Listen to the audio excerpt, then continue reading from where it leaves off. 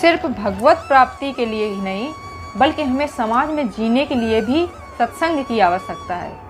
आसुरी बुद्धि और पशुता का नाश करने के लिए हमें सत्संग की आवश्यकता है।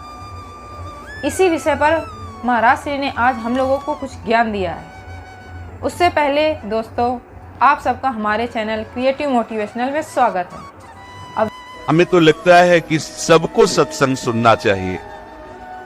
भगवत प्राप्ति के लिए ही नहीं, समाज में जीने के लिए भी सत्संग की आवश्यकता है।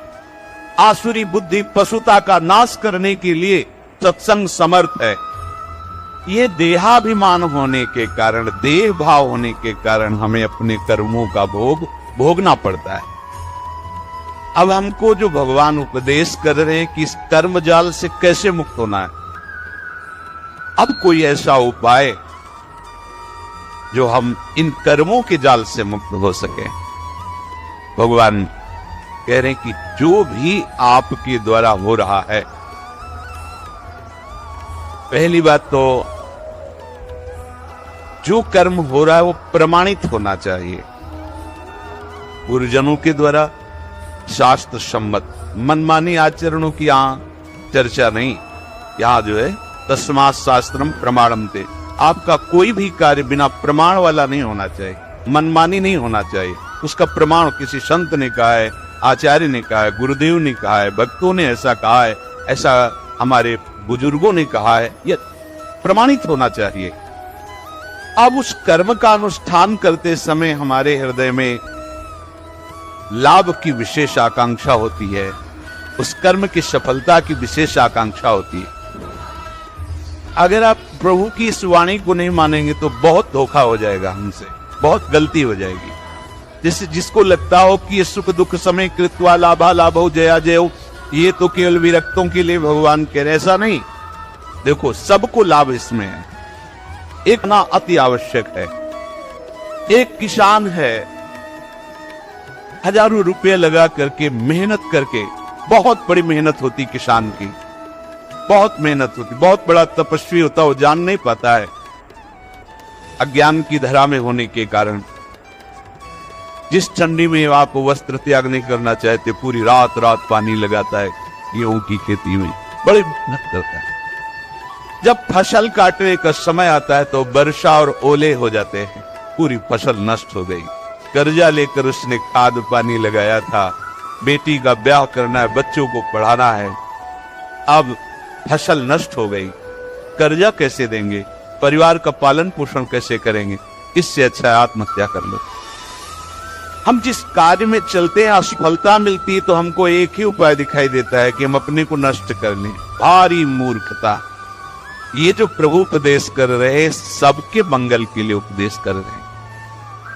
ये केवल बैरागियों के लिए, विरक्तों के लिए, संतों के लिए प्रवचन होता है, ऐसी बात नहीं। ये सत्संग ऐसी मति बना देगा कि आप समाज में रहते हुए भी बड़े आनंद पूर्वक सबको आनंद प्रदान करने वाले बन जाएंगे।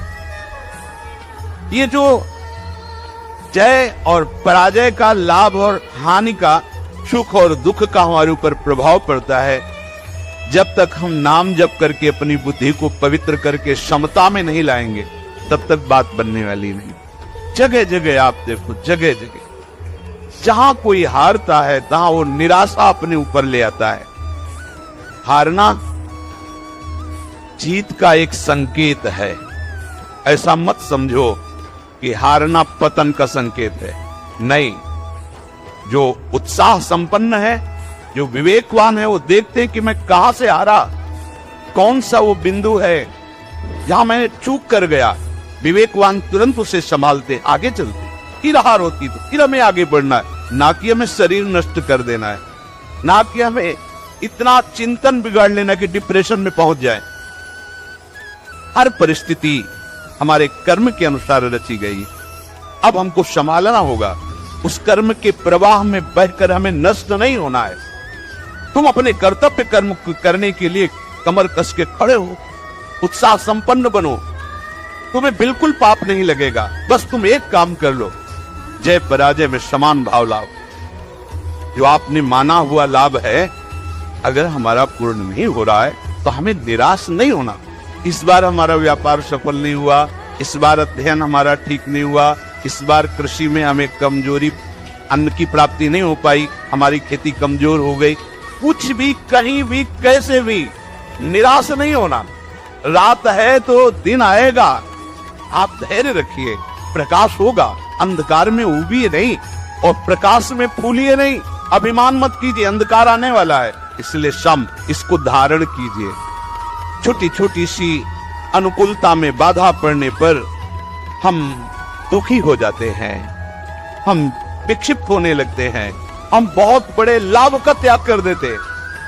छोटी सी मनोनुकूल वृत्ति के विरोध होने पर, जबकि वो महामंगल विधान है, आपको समझ में नहीं आ रहा, आप इतने असंतुष्ट हो जाते हैं, इतने हार जाते हैं, इतने निराश हो जाते हैं कि परम लाभ का मार्ग ही छोड़ दिया।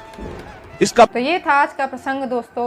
प्रसंग पसंद आया हो तो वीडियो को लाइक और चैनल को सब्सक्राइब जरूर करिएगा। तब तक के राधे राधे।